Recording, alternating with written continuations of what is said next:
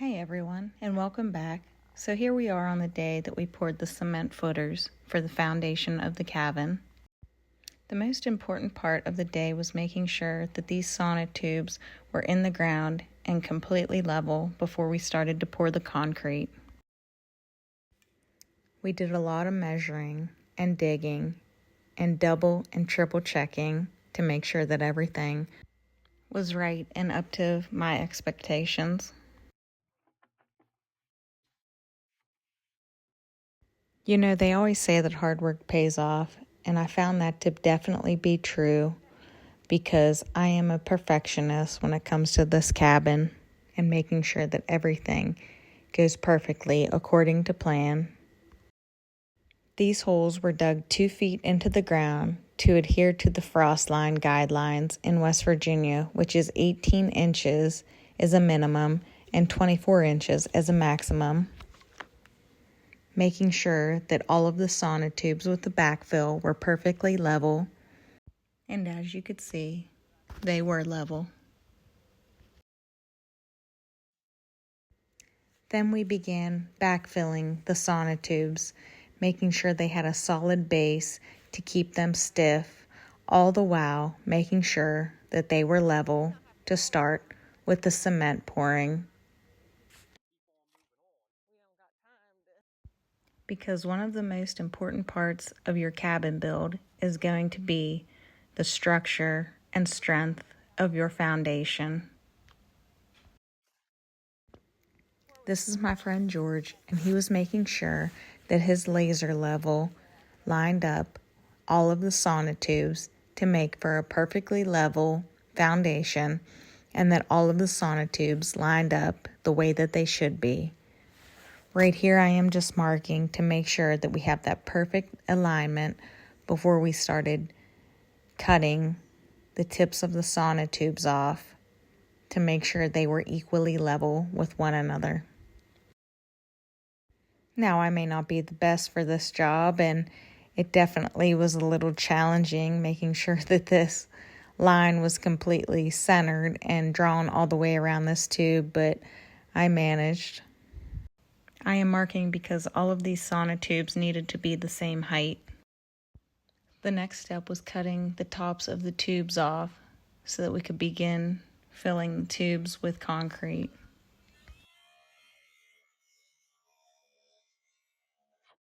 Now, when you're building a cabin off-grid, you probably aren't going to have access to water and necessities. So we filled those jugs up with water and brought them up with us. We also had an old cement mixer that we were planning to use that would make life a whole lot simpler for us for this day. Here we were mixing the concrete and thinking to ourselves, hey, this is going to be a pretty easy day today.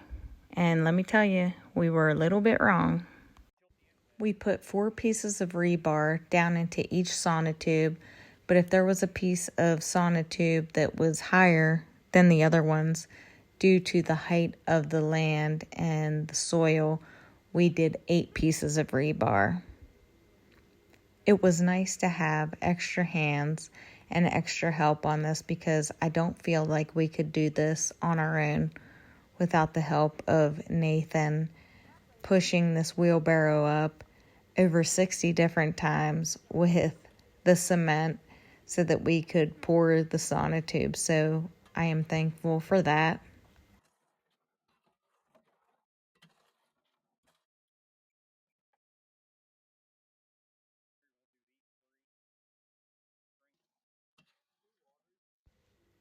One of the most important things when doing these concrete footers is making sure that you get the tops of them perfectly level in order to place your brackets.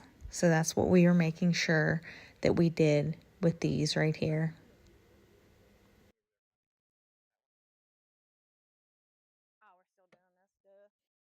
This cabin will sit about 1.5 feet off of the ground.